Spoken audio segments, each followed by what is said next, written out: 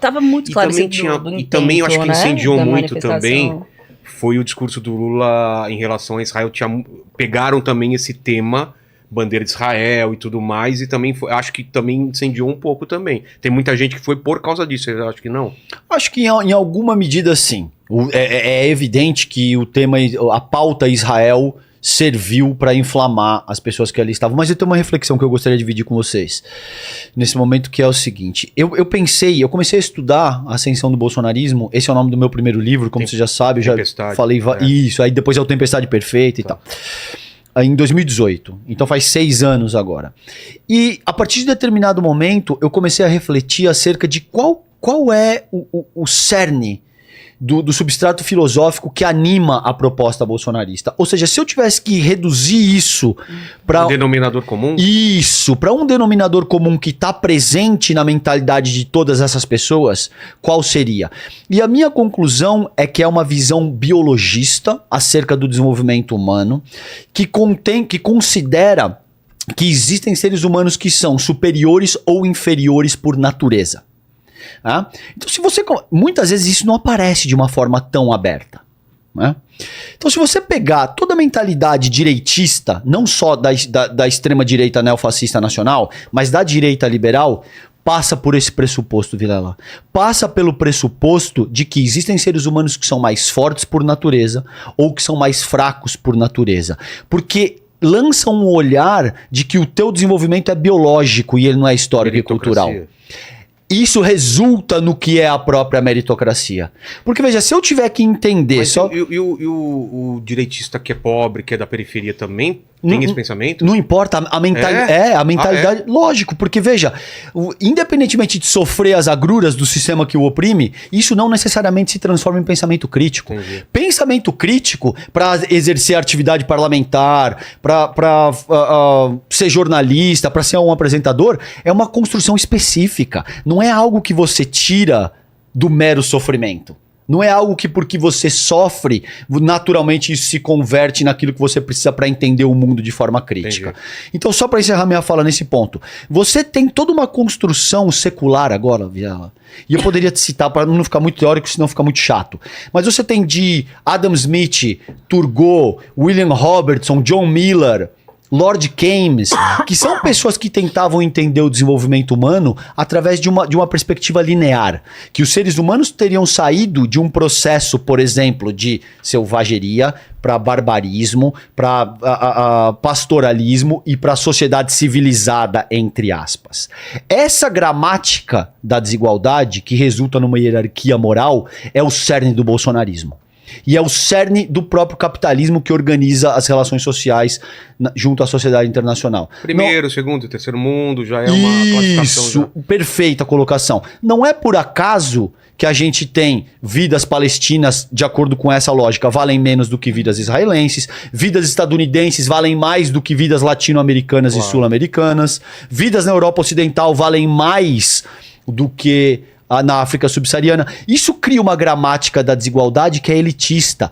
Pegue, por exemplo, esse último post que você fez comigo, essa collab, e analise a natureza desses 1.200, 1.300 comentários que lá estão. As agressões são de natureza elitista. É misógina, é gordofóbica, é homofóbica, entende?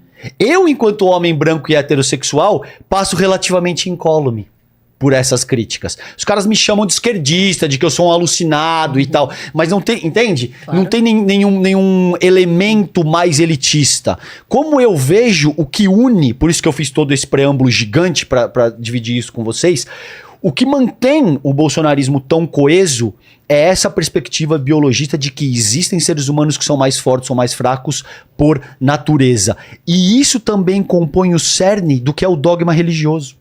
O dogma religioso te diz que a mulher tem que ser submissa. A mulher tem que ser submissa. Ser gay é uma doença. E assim sucessivamente. Então são coisas que se somam. E aí dá esse tipo de força que você viu na Paulista semana passada. Esse eco. Seria não sei, Samia colocou muito bem, mas seria ingênuo, a meu ver, negar que foi um ato grande. Claro, 185 mil pessoas não é brincadeira, cara. É um ato expressivo, entendeu? Tinha força. E eu achei muito interessante seu ponto de vista sobre né, o que mobiliza e unifica, assim, esse bolsonarismo mais difuso, esse elemento da superioridade, né? E eu não sei se a declaração do Lula mobilizou mais o ato, eu não acho que seja por aí, mas Eu falei pelas bandeiras de Israel, claro, mas eu acho que acabou sendo uma junção, ou seja, vamos defender o que faz Israel, vamos aproveitar a oportunidade de ter uma mobilização de muitas pessoas que pensam como eu, que são pessoas de extrema direita. Famoso, né, por que você tá com a bandeira de Israel? Porque Israel é cristão. Mas daí... Cara, Acabou tipo... É normal, acontece, mano. É normal você ver pessoas meio... Não sabe, né? Viu no Zap, tá ali falando. Isso, falando, infelizmente, é muito presente ali. Devem ter outra, mas é que essa realmente foi assim, doeu. Mas é isso, assim, acho que foi uma oportunidade também para eles afirmarem que o que faz Israel, o Estado de Israel, historicamente, mas mais especificamente nesse contexto, Netanyahu, como um dos principais líderes de extrema-direita do mundo. O Trump tá voltando. Trump pode voltar. Milei na Argentina. Exato. Então é demonstrar a força de algo que eles estão comandando indiretamente no outro lado do mundo, né? Assim, que comete contra a população palestina, que é vista como inferior. Isso. Não à toa tem os elementos do racismo, é um apartheid real humano com pessoas que consideram de segunda classe. Eu mencionei um e-mail que eu recebi na última semana.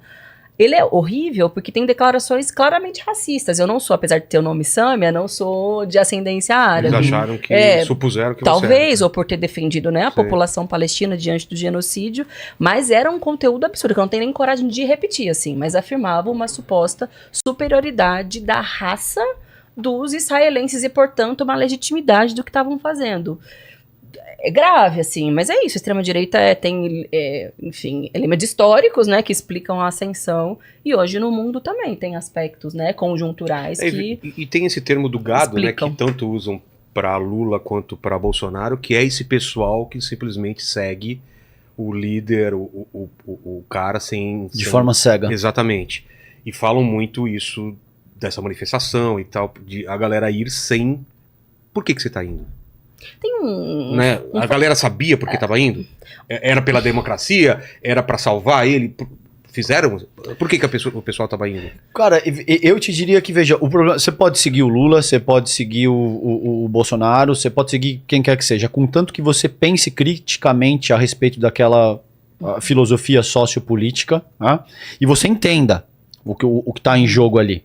Quando eu sigo o progressismo, eu entendo quais são as minhas pautas. Eu luto por emancipação popular, eu luto para dar voz para a classe trabalhadora, eu luto pelo feminismo, as minhas pautas estão claras. O problema é que, a meu ver pelo menos, boa parte, se você pegar todos esses líderes de extrema direita no mundo, Vilela, eu poderia te citar 30, eu poderia dizer Orbán na Hungria, Duda na Polônia, Milei na Argentina, Trump nos Estados Unidos, Duterte. O problema é que esses caras têm uma pauta e quando eles vão contra essa pauta, o pessoal fala, tá, ele mudou, não continua a mesma coisa, né? O problema é que a pauta deles acaba sendo camuflada por uma proposta que invariavelmente lida com o pânico moral. Eles não podem avançar aquilo que eles de fato pretendem de fato. Eles não podem chegar fazer o que a Sâmia faz. Uma cortina de fumaça.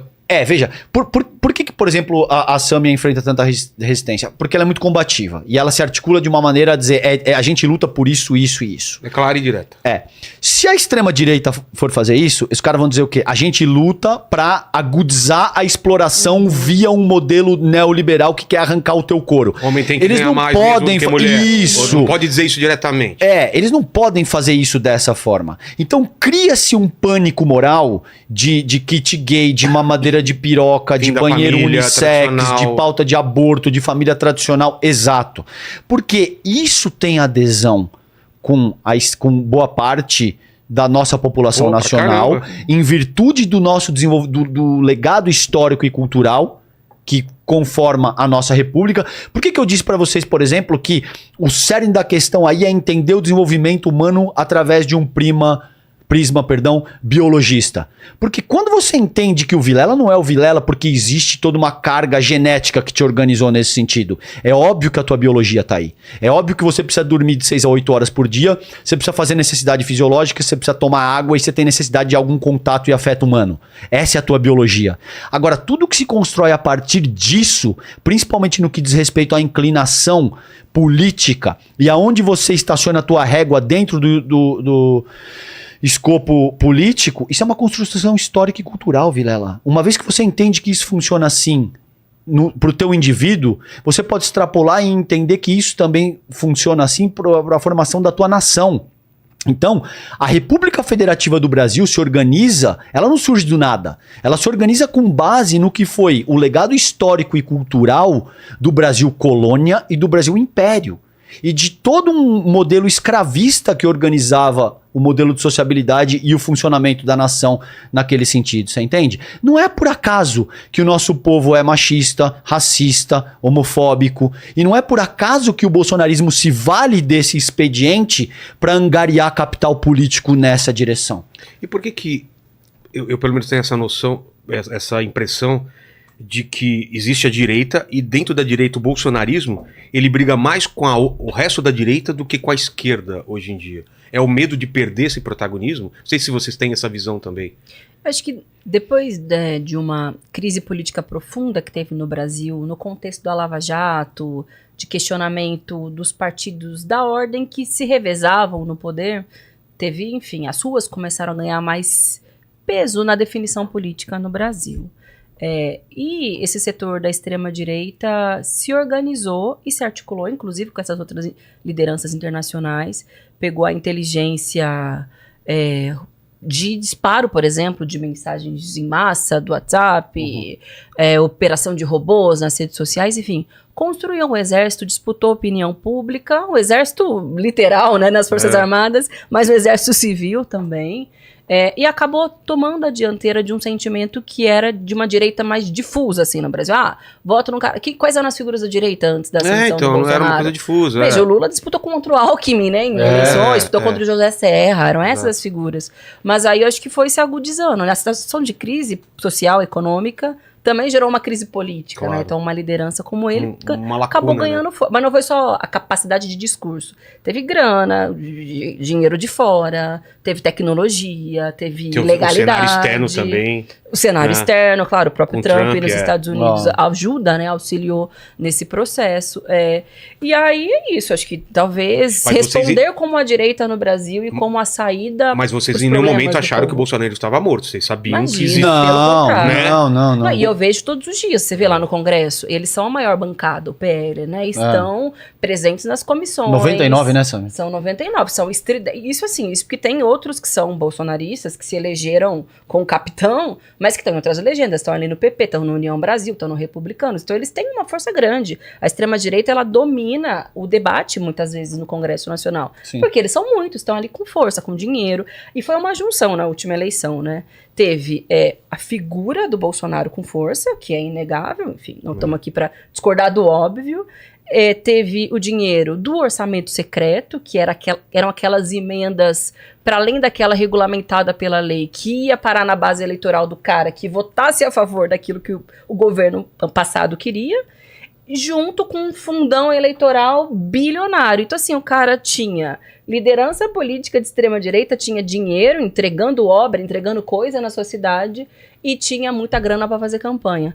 Eles cresceram com força, estão ali, e tem muito do fisiologismo histórico no Brasil, né? Tem cara ali que fala que foi Bolsonaro, 22, etc., não necessariamente ele é Bolsonaro. Ele foi Bolsonaro assim como ele pode ser Lula agora, como pode ser outro depois. Como o Ricardo Nunes, por exemplo.